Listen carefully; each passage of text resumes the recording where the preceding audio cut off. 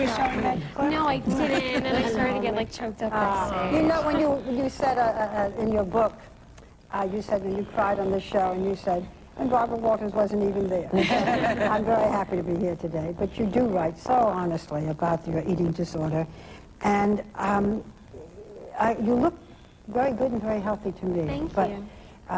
Is it still a struggle for you?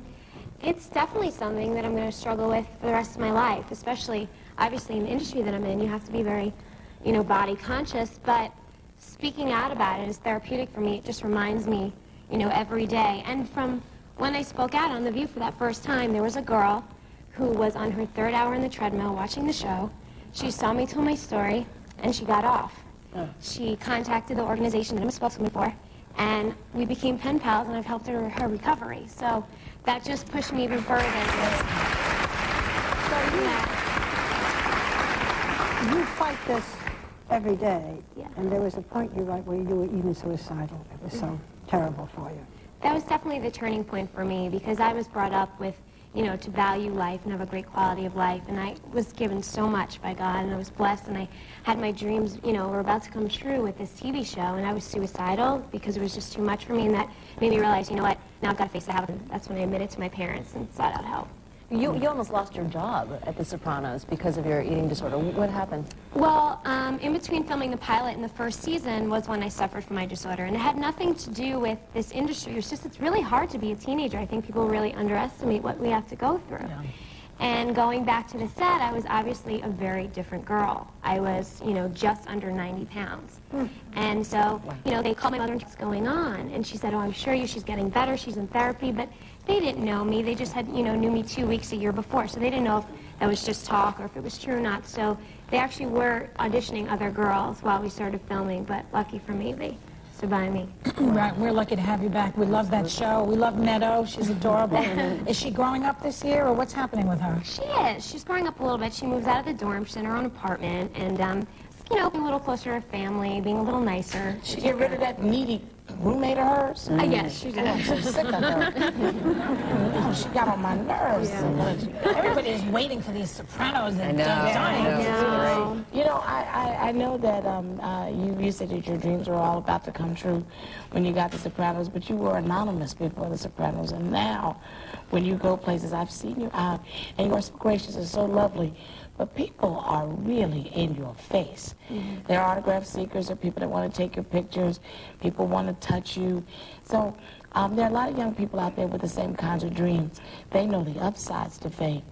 Would you share with them some of the downsides? Sure. Well, I'm one of those people that just always wants to make people happy and please everybody. And it's, in any profession, it's an impossible task. But you try really hard. And I was doing Cinderella last year at Madison Square Garden, and we had 3 performances that day. And I was suffering from laryngitis. So I had to run to the doctor in between my performances. So in between my 11 o'clock and my 3 o'clock performance, I tried to sneak out a back door. I had to avoid some autographs. I felt bad, but I needed to go to the doctor. And this mother was like, oh, no, you have to sign this for my daughter. And I was like, I'm really sorry, because if I sign it for your daughter, then I have to sign it for everybody else, and I have to go to the doctor. Well, she was like screaming obscenities at me in the middle of the street, and like so angry, and the next day was like in the paper, and she went on my website and wrote how nasty I was, and I broke her daughter's heart. So, I mean, it's hard, but sometimes you just have to deal with it. It's hard for me because I want to make everybody happy, especially little kids. And see, people that you don't even know who's watching you. And I watched you, one of the most gracious young ladies I've ever seen out in public. So I could have you put that on the website. Oh, thank you. The Sopranos who know you from that are going to be thrilled to find out that this fall you are going to be Belle in Beauty and the Beast on Broadway, which is terrific. I start October 1st. That is just great.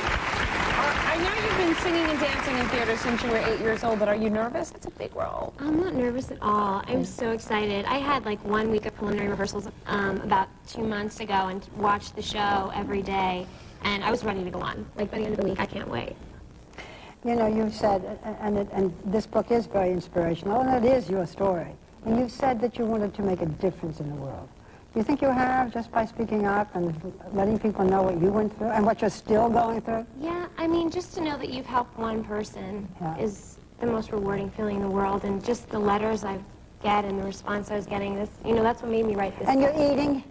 I'm And eating. you're keeping it down. Do I sound like your I'm mother? healthy, I know, but I am. I think I've got a good hold, but it's, like I said, it's something that's always going to be with me. Well, you're certainly fighting it in the most honest and a courageous way. And look at all the things you're doing, Beauty and the Beast on stage and The Sopranos and everything. We wish you everything good. Come back and see us whenever you feel I like will. it. Will you go back and sing something for Beauty and the Beast? That would be Sure, nice. of course. That would be nice. Of course. So we have to tell you, we have to thank Jamie Lynn Sigler, and be sure to catch her in the new season of Sopranos, September 15th, is it? Yeah. And the book, Wise Girl, is available in bookstores now. You might want to get it for your own kids. We'll be right back.